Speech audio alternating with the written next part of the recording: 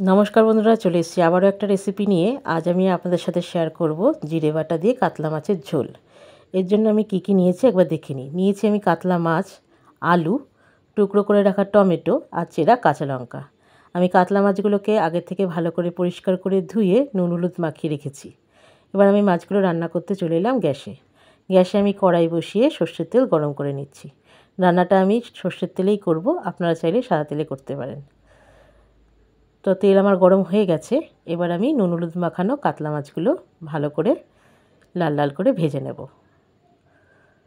কাতলা মাছগুলো দিয়ে দিলাম।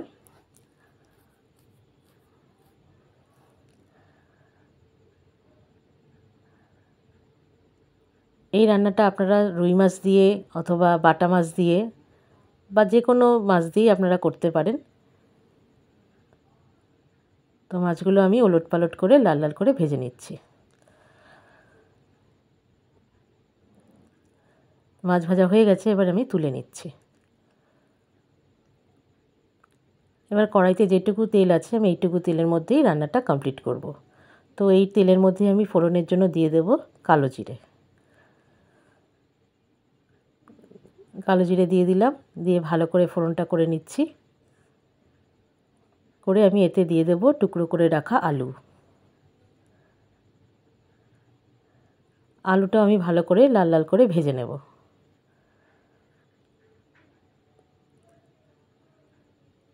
আলুটা আমার ভাজা হয়ে গেছে। এবার আমি এতে দিয়ে দেব টুকরো করে রাখা টমেটো, দিয়ে দেব দুটো চেরা কাঁচা লঙ্কা, আর দেব হলুদ গুঁড়ো, দিয়ে দেব সামান্য লঙ্কার গুঁড়ো, আর দিয়ে দেব জিরে বাটা। আমি জিরে বাটা দিয়ে রান্নাটা করছি, আপনারা চাইলে এখানে জিরের গুঁড়োও ইউজ করতে পারেন। তবে এই রান্নাটা জিরে বাটা দিয়ে করলে বেশি স্বাদ হয়। তো ভালো করে আমি মশলাটাকে কষিয়ে নিচ্ছি। আমি এবার একটু জল দিয়ে দেব। তো আমি জিরে বাটার বাটিটা ধুয়েই একটু জল দিয়ে দিলাম, দিয়ে ভালো করে মশলাটাকে আমি কষিয়ে নেব। দিয়ে দেব স্বাদ মতো নুন।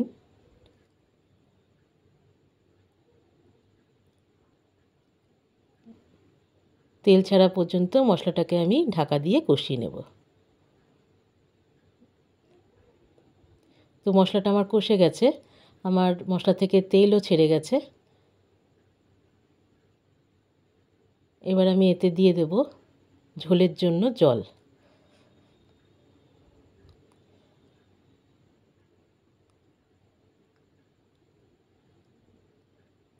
ঝোলের জন্য জল দিয়ে দিলাম।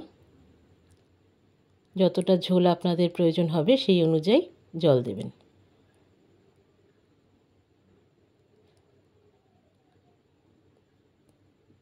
ঝোলটা আমার ভালো করে ফুটে গেছে। এবার আমি দিয়ে দেব ভেজে রাখা মাছ।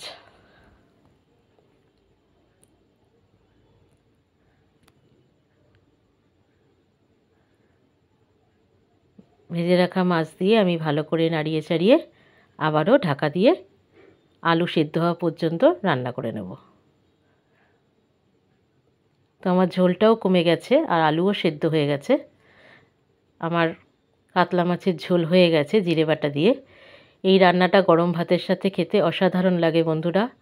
আপনারা যদি এই রান্নাটা বাড়িতে করেন, খেয়ে দেখবেন দুর্দান্ত লাগে।